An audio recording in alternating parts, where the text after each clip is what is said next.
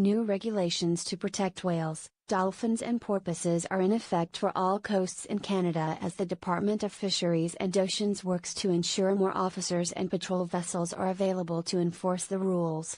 Adam Burns, Director General of Fisheries Resource Management, said the number of officers deployed to keep people and boats away from the marine mammals has yet to be determined. Extensive consultations with the whale watching industry indicated support for the regulations in order to keep the animals in areas where tourists flock to see them, he said. As of Wednesday, people and vessels must maintain a minimum distance of 100 meters from most whales, dolphins and porpoises to protect them from human disturbance, which is now more clearly defined to include feeding the marine mammals, swimming with them, removing them from their group or going between a mother and its calf.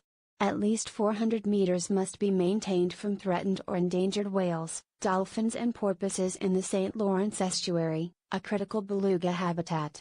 A distance of 200 meters is required to protect those marine mammals in the Saguenay Strait, Lawrence Marine Park in Quebec, and the same distance must be kept from killer whales, including the endangered southern resident orcas, off BC's coast. In parts of the Church Estuary and the Seal River in Manitoba, people and vessels are required to stay at least 50 meters from the belugas that frequent the area in summer, Burns said, adding that will also allow for safe boating.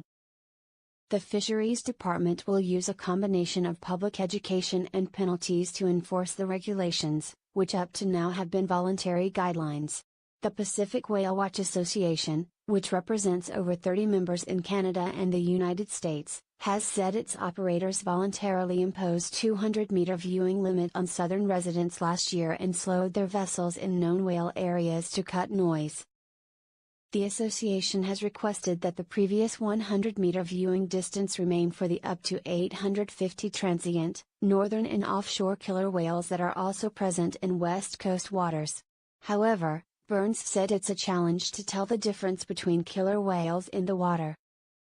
The 200-meter approach distance is applied to all killer whales to ensure that protection is in place, in particular for the southern resident population, he said, adding the regulations are supported by scientific studies suggesting the distance will help reduce noise and vessel interference with whale foraging activities. The distance aligns with the current American limit of 200 yards, about 183 meters. Christian Wilhelmsen, Executive Director of the Georgia Strait Alliance, one of 4 environmental groups that participated in consultations, said it has taken over a decade to come up with the recommendations despite mounting scientific evidence, which now suggests 400 meters would better protect southern resident orcas. Our federal government just dragged its feet for a very long time, she said. They just didn't want to impose restrictions on any industry, and finally they have, because now we're desperately in need of regulations to protect the orcas. Wilhelmsen said the groups called on the Fisheries Department to close the Chinook salmon fishery in January in key feeding areas, but the closure did not happen until June. Chinook is the favored meal of resident killer whales.